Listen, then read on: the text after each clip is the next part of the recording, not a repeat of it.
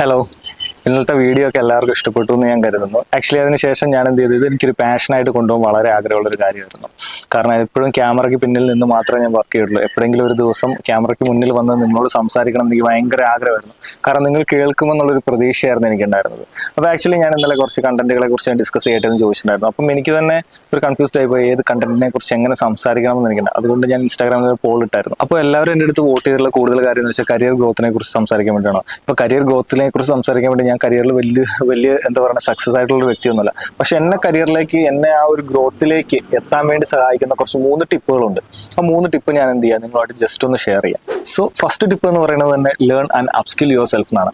അതായത് പുതുതായിട്ട് എന്തെങ്കിലും പഠിക്കുക എന്നുള്ളതാണ് ഞാൻ എപ്പോഴും ചെയ്തുകൊണ്ടിരിക്കുന്ന ഒരു കാര്യം. പുതുതായിട്ട് എന്തെങ്കിലും പഠിക്കുക, ആ പഠിക്കുന്നത് നമ്മുടെ സ്കില്ല് ഉയർത്താൻ വേണ്ടിയിട്ടുള്ള എന്തെങ്കിലും ഒരു കാര്യമായിരിക്കാം നമ്മൾ പഠിക്കുന്നത്. ഇപ്പോൾ നമ്മളൊരു ബികോം പഠിച്ചുകൊണ്ടോ അല്ലെങ്കിൽ ഏതെങ്കിലും ഒരു ആർട്സ് സബ്ജക്ട് പഠിച്ചുകൊണ്ടോ മാത്രം എന്ത് ചെയ്യുക, നമ്മുടെ കോഴ്സുകളിൽ നമ്മുടെ കരിയറോ കംപ്ലീറ്റ് ആവുന്നില്ല.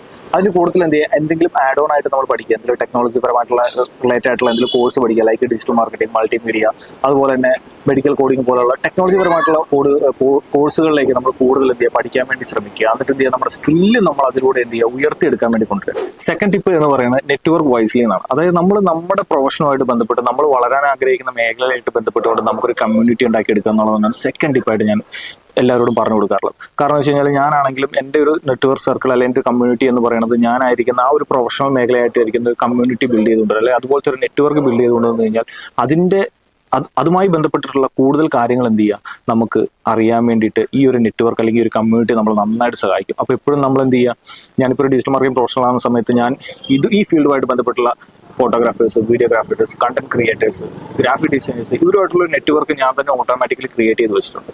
അതുപോലെ നിങ്ങൾ എന്ത് ചെയ്യുക, നിങ്ങളായിരിക്കുന്ന മേഖലകളിൽ നിങ്ങൾ ആ വളരാൻ ആഗ്രഹിക്കുന്ന മേഖലയുമായിട്ട് എന്ത് ചെയ്യുക, ഒരു നെറ്റ്വർക്ക് നിങ്ങൾ എന്ത് ചെയ്യുക, ബിൽഡ് ചെയ്തെടുക്കുക.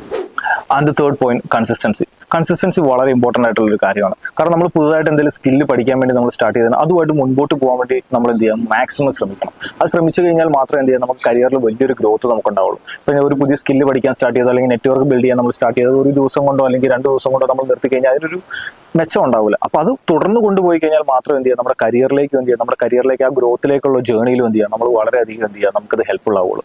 സോ നമ്മൾ ഈ ഡിസ്കസ് ചെയ്ത 3 പോയിന്റ്, അതായത് learn and upskill your self, അതുപോലെ തന്നെ network building and the consistency, ഈ 3 പോയിന്റും എന്ത് ചെയ്യുക, ഒരിക്കലും മറക്കാതിരിക്കുക.